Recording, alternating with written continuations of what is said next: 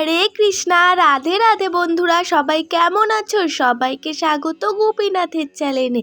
আবার একটা নতুন ভিডিও নিয়ে চলে এসেছি। আজকের ভিডিওটা হলো আমার লাড্ডু সোনাকে আমি কিভাবে চকচকে রাখি, আর তোমরাও তোমাদের লাড্ডু সোনা আর বাদ বাকি যা পিতলের ঠাকুর আছে তাদের কিভাবে চকচকে ঝকঝকে রাখতে পারবে সেটাই আজকে বলবো। অবশ্যই তাহলে ভিডিওটা শুরু থেকে শেষ পর্যন্ত দেখো। দেখলেই তো বন্ধুরা, প্রথমে একটা ছোট্ট বাটিতে একটু বেসন নিয়ে নিলাম আর তার মধ্যে দিয়ে দিচ্ছি একটু মধু।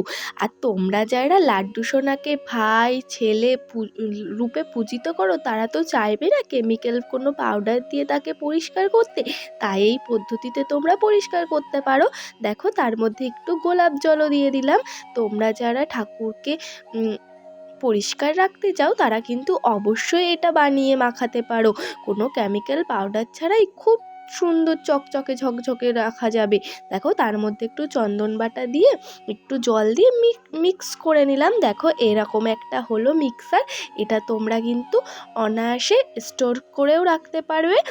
এখন তো শীতকাল পড়ে গেছে, কিছুই হবে না, তোমরা 3-4 দিন রেখে মাখাতেও পারো। দেখো ওটা আমি বানিয়ে সরিয়ে নিলাম। এবার লাড্ডু সোনার স্নানের জলটাও রেডি করে নিচ্ছি। তোমরা যারা আমার ভিডিও দেখো তারা তো জানো স্নানের জল আমি প্রতিদিন কিভাবে রেডি করি। একটু চন্দন বাটা আর একটু তুলসী পত্র দিয়ে আমার গোপাল সোনার স্নানের জলটা রেডি করে নিয়েছি। এবার এই মিক্সারটা ভালো করে লাড্ডু সোনার গায়ে মাখিয়ে দিতে হবে। ভালো করে লাড্ডু সোনাকে একটু ম্যাসাজ করে লাগিয়ে দেবে। তোমরাও এটা কিন্তু অবশ্যই করো, তারপরে আমাকে কমেন্ট করো কেমন হলো। দেখো আমি সুন্দর করে লাড্ডু সোনার সারা শরীরে মাখিয়ে দিলাম। এবার তোমরাই দেখতে পারবে এর রেজাল্ট। দেখো আমি সবটাই মাখিয়ে দিয়েছি।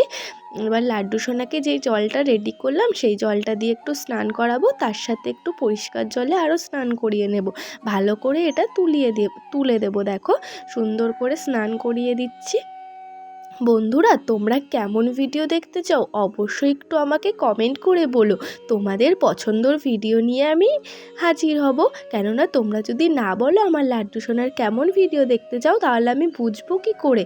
দেখো আমার লাড্ডু সোনার আগের আর এখনের মধ্যে তোমরা পার্থক্য বুঝতে পারছো কতটা চকচকে হয়ে গেছে। তোমরাও কিন্তু অবশ্যই ট্রাই করে আমাকে বলো।